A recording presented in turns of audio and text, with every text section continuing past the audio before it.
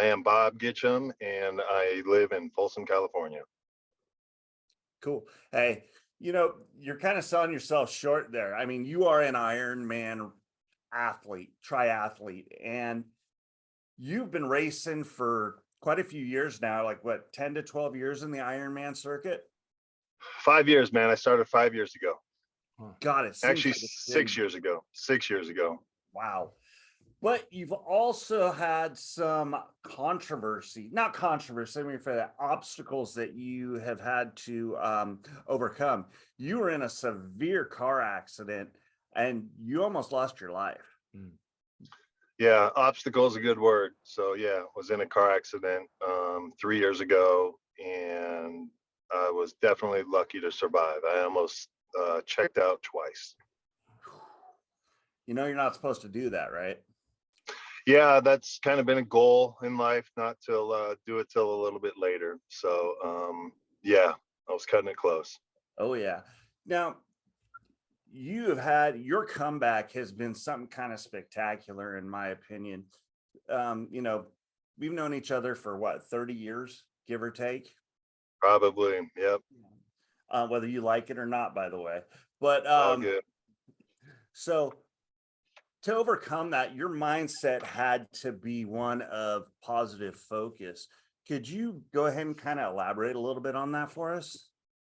Yeah, man. I think your attitude is something that you can control. So you can't control all the outside circumstances. So having a positive mindset um, definitely helped me get through that. And I think being from San Bruno was definitely a plus too, because those dudes are tough. Yep, you know it.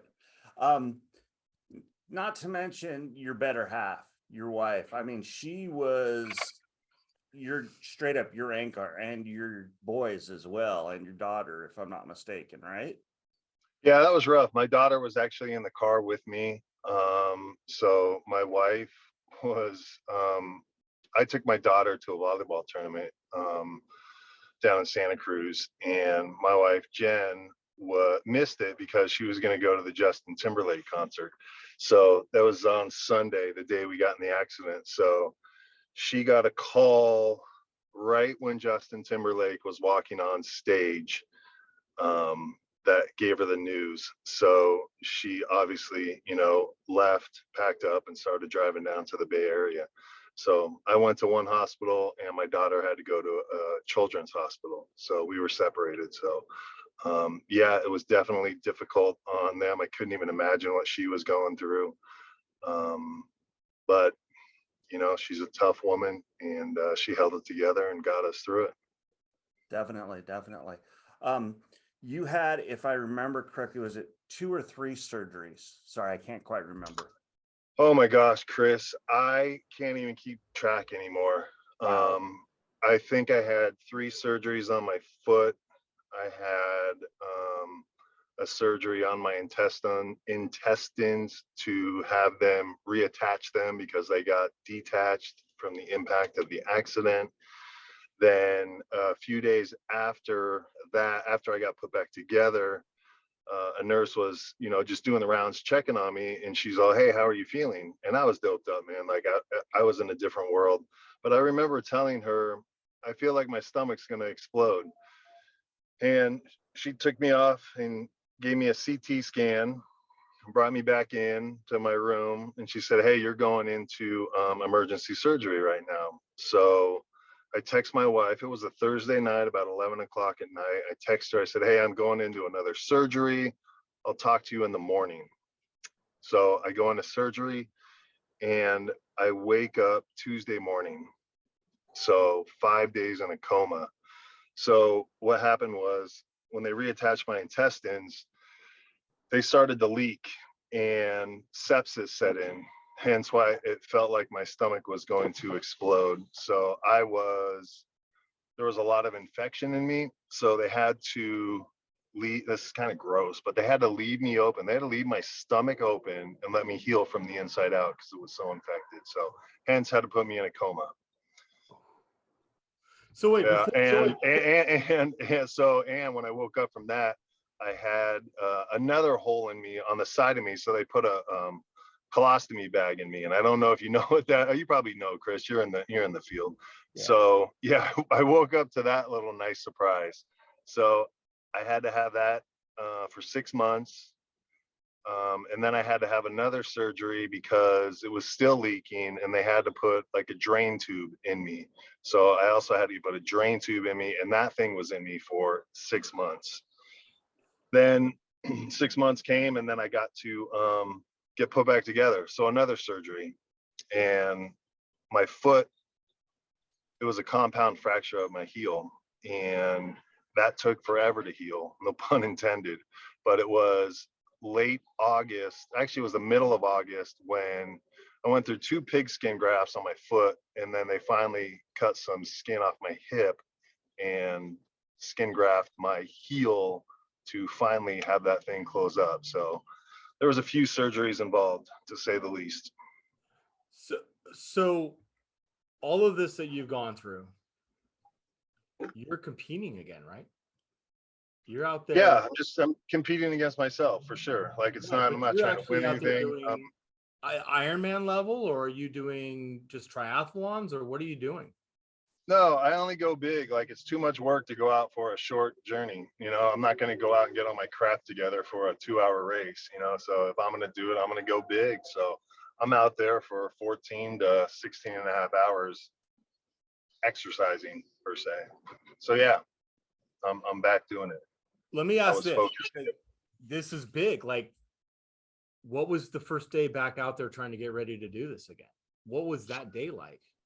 Um, you know, from the day I woke up in the hospital, I was getting ready. You know, it was more getting my mind right to make that comeback. So physically, it wasn't that difficult. I mean, it was difficult, but it wasn't that difficult. I think it was more getting my mind right and realizing I'm not going to be the same. Not that I was speed racer or anything, but I'm definitely slower now. I definitely hurt more when I compete in these things. Um, I was I I have a bike trainer in my garage. You know, I just put my bike on it. It's interactive. It's really cool. And I was on that thing when I had my colostomy bag. I had a tube hanging out of me. I had a boot on my foot, and I'm pedaling with one foot. So it it basically started immediately. And I couldn't even tell you when the first time. Well, actually, I do remember the first time I got back out on my bike, and I remember going, and I remember getting really, really angry, and I probably had one of the best rides of my life just because I was pissed off. I was pissed off at the world. And I just went as hard as I could just to release the anger, I guess. And it felt really good. It felt great. What was the first race like then? Like, was Uh, there a lot mental going on? I mean, physical, you hurt. We talked about, you said it. There's a yeah, lot of mental going on in that first race as well. there's a ton of mental going on because it's, you know, what I was working to get back for. So this accident happened in February 2019, right? So I didn't start, you know, really moving until September of 2019. And I had races on the books already, a few of them, and I was able to defer them to 2020. So I signed up for a race. Actually, the first race that happens in the States is in Oceanside. It's a half Ironman. So I signed up for that, and I was getting ready for that, and I was going to go do it. And then COVID hit, right? So everything gets put on the shelf. So my comeback is, you know, put to a halt. Probably a good thing because I probably wasn't ready. It was probably stupid of me even to go try it, but I'm not a very smart dude. So I was going to do it anyways. So then I was jonesing to get a race. I just wanted to get back and see where I was. So every time Ironman said a race is going to happen during COVID, this dude signed up for it. So I kept signing up for races. They kept getting postponed. So I had a butt ton of races on the schedule that kept getting postponed. So finally, it was in September of 2020. There was a half Ironman in Cozumel.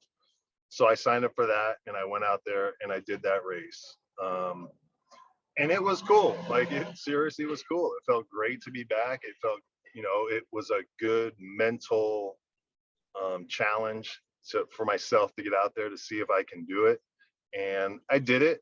and it hurt, but they all hurt. This one just hurt a little more. And then in February of 2020, I'm sorry, in November of 2020, Ironman Florida was going to take place. And that was the only full Ironman that happened in the United States in 2020. And I signed up for that. And my daughter, who was in the accident, and my middle son, they actually came out with me, and I did that race. And it was awesome to get back. I had, like, the swim was fine, the bike was fine, but then I got to the run and I still wasn't fully healed, man. Not that I will ever be fully healed, but I couldn't run. I couldn't run at all. So I had to walk the marathon, and my foot blew up so much. I had to go off to the side of the course and lay down and put my foot in the air 7 times just to let the swelling go down a little bit and the pain stop. And I was determined to finish this thing. So it was pretty funny because spectators weren't allowed at the finish line. So when I went down this finish line, I can send you guys a video of it. It's pretty funny.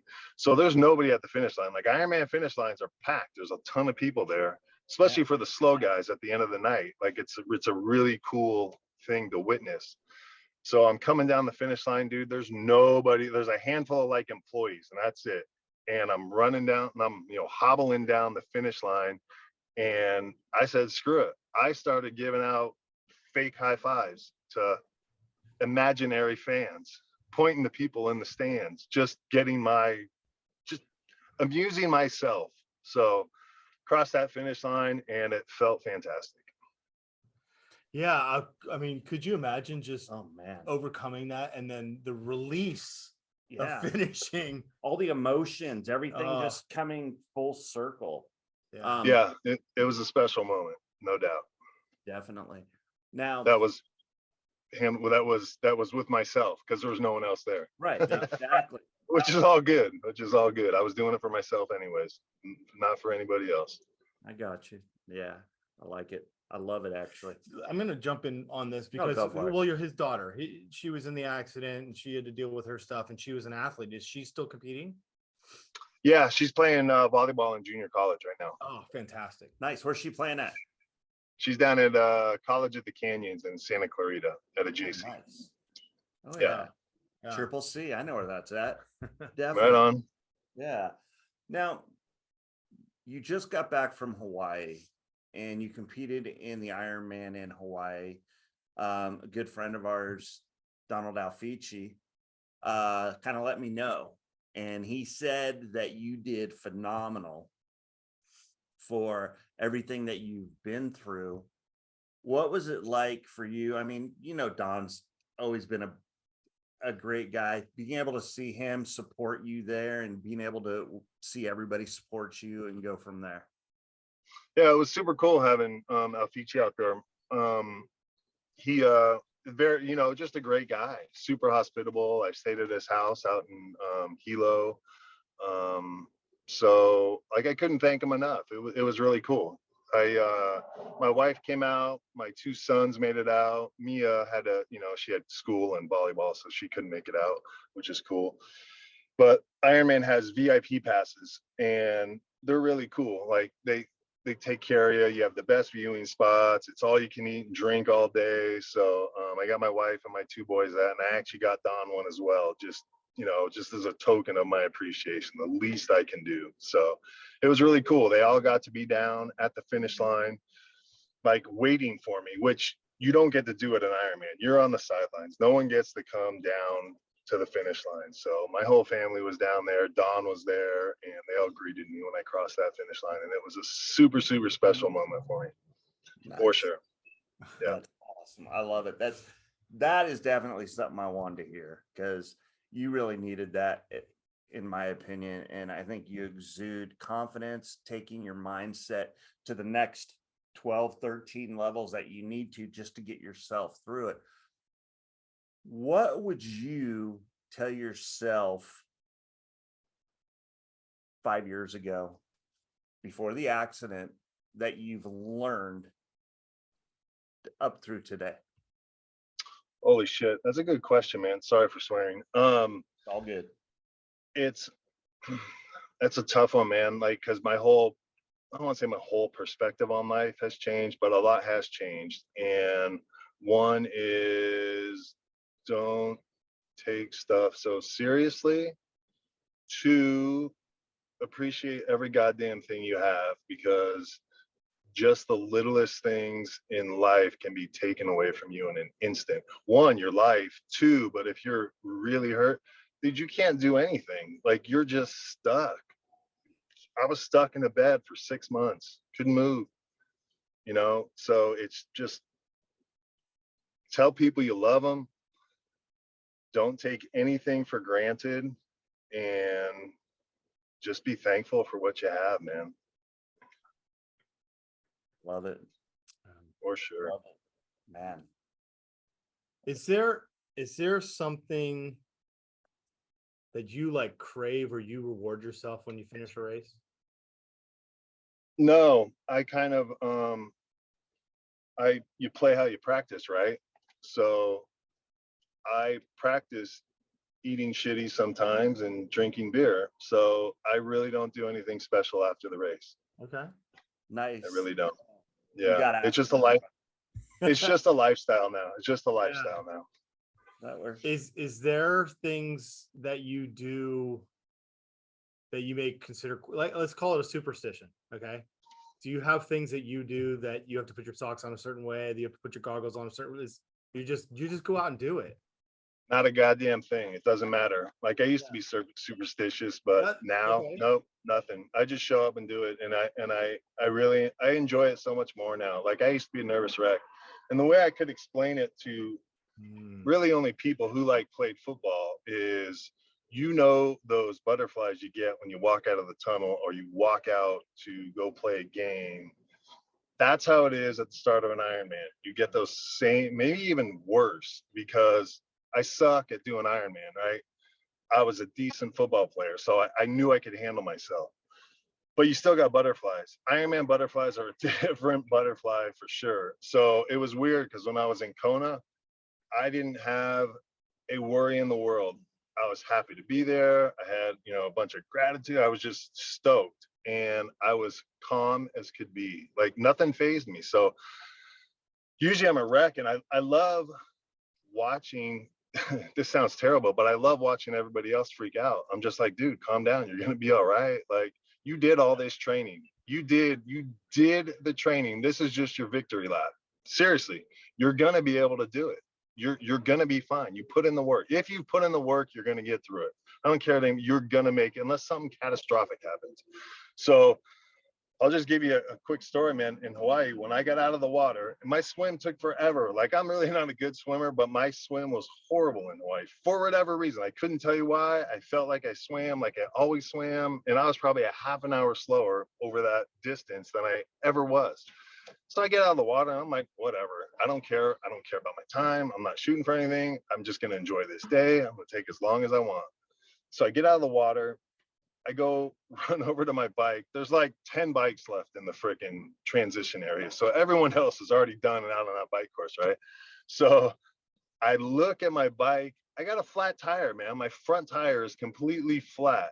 And I'm like, dude, what the hell? So I had to get my tire fixed. I was in there for 24 minutes waiting to get my tire fixed. So right from the get-go, that's obstacle number one, right? So I'm like, well, whatever. I'm just going to use it as a break, and I'll go when I go. So I get on my bike. I start riding my bike, go halfway, make the turn, start coming down, mile 67. Something happens. I still don't know what happened, but I got the speed wobbles and I ate shit. So I crashed. Pretty good. I still have road rash on me. My leg, my hip, my butt, my forearm. I was jacked up. I kind of came to with some lady pouring water on my head, and they call it a sag wagon, just guys that have quit, and they pick you up and take you in. So these dudes pull over and they see me and they're like, hey, get in the car, come with us. And can I swear? Oh, you can bleep me out, because I looked at those guys, I go, fuck you. There's no way I'm quitting and not finishing this race. So they asked me a bunch of questions. They're like, where are you? I'm like, I'm in Hawaii. They're like, what day is it? Races usually happen on Saturday and Sundays. This race happened on Thursday. So I was like, it's Thursday. And I told them, like, all right, cool. They're like, where are you going? And Mike Riley, he's the voice of Iron Man. Like, he's the guy. And I go, I'm going to see Mike Riley at the finish line. And they're like, oh, all right, he's okay. You know, like, I didn't get concussed. I was just jacked up, like just a lot of road rash. So I get on my bike, I take off, and I try to shift down into a lower gear just to get my bearings about me. But I bent my derailleur on my bike, the thing that switches gears, right? So I couldn't go on my lower gear. And I'm stuck in a high gear. And Hawaii has some hills, not like brutal hills, but they have some hills that I shouldn't be riding up in my big gear. So I'm grinding in my big gear for 25 miles. I looked at my Garmin after the race going, okay, here's where the crash happened. Here's where my bike got fixed, because my average mile per hour was probably a third less than what I usually am. So I'm like, oh, this is it. So it's 25 miles of that till I could find a mechanic. And then the mechanic, you know, helped me out with my bike, fixed my derailleur enough to where I could shift, and then it was back on.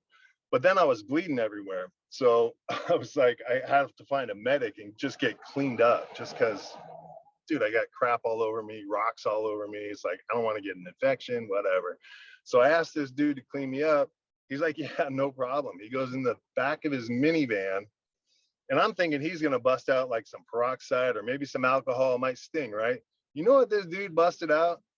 You ever clean your kitchen with like Clorox wipes, you know, the things that they pull out of the tube? That's what he pulls out and wipes me all down. And I'm like, dude. So that felt pretty good. You know, there was a little sting there. So then I, you know, get back on my bike, finish the bike, and off to the run. And everything went smooth after that. So I definitely had a few obstacles during that race. Well, you Crazy. literally just described life. Yeah. Yeah, pretty much. Like, you know, how you get up is what's most important, and keep moving Yeah. forward. You know what that for big sure. Rocky was, right? Every time you get hit, it's not about how hard you get hit, it's how hard you get hit and keep moving forward. Yeah, Like, for sure. hit For it. sure. It's a Man. mindset, right? It Yeah. would have been easy to quit. Easy to quit. You know, no one would have, you know, called me a sissy. They would have understood. But I'm like, no, it's just not in my DNA to quit something you start. Yep. Man, that's amazing. Man, incredible mindset. Yeah. Yeah. Strong, tough, hard-willed, not willing to give. I love it, man. So I what really you're do. just Yeah. doing it for fun now, because this is what you are. This is what you've basically made yourself to be. But is there like a goal of something that you want to accomplish? No, I just want to stay in shape, and I want to be as healthy as I can. You know, just you know, we're getting older, right? So my kids are getting older. You know, grandkids might be coming in the next 5, 10, 15 years, maybe. So I want to be around. I want to see all that stuff. So, you know, I've worked out a lot. I've done a lot of these types of events, smaller ones. And I'd always go through like a roller coaster, right? I'd get in shape, I'd do the event, and then I'd say, screw this. And I'd just go back to eating crappy, drinking too much, getting fat again. And then I'd do another race and go through that whole process again. So, you know, the up and down roller coaster, getting in shape, getting out of shape, getting in shape, getting out of shape. So after the accident and having the doctors telling me that being in shape definitely helped me, one, survive, two, heal pretty quickly for what I went through, I just told myself, I'm never going to not be physically active and take care of myself. Man. So no goal. I have zero goal now. I'm just going to do it. I enjoy it. I enjoy the people at the races. I'll recruit people to do them for sure. So if you guys want to sign up, I'll get you through, and anybody can do it. Chris wants to Actually, do it. there's a Ironman in Sac this weekend, Oh, boys, God. on Sunday. So all I tell people is I go, just go to a race and check it out. Like, just go, just check it out. Go hang out at the finish line and watch it. It's pretty inspirational. So that's how I got into it when I went and saw my buddy doing in Santa Rosa 6 years ago, you know, and I see people out there, just all different shapes and sizes, right? Like, you see people pass you and you're like, dude, how is that 250-pound person with one leg passing me right now. It's amazing. It's the most humbling sport ever. Yeah. So my whole thought process was like, man, if that person can do it, you know, I'm a decent athlete and can get in shape. I should be able to do this. So that's what got me going, was going to that race and just seeing it, dude. It's really inspirational. Like, it's, that finish line is pretty emotional. You should go check it out. I highly recommend. Cool. Right Hey, on. Oh man. Bob, Ooh. thank you. Greatly appreciate your story. Is phenomenal story. Everybody needs to hear about this, to be quite honest. Yeah. Right on, brother. Yeah, we're just scratching the surface too, but yeah, Yep. that's Cliff Notes version for sure. Right on. Yeah, man. This could be like a 12-parter. Yeah, 100%, dude. I agree. There's going to be a little story on me on the news, I think Saturday. KCRA Nice. came out. They're doing a story on me as well. And so check out the news, man. You might see me again. I will definitely. Hey, thank you. Cool. Thank you. From all of us here at What Up Sports, you guys have a great day and a better tomorrow. What up, Right folks? on. Thank you so much.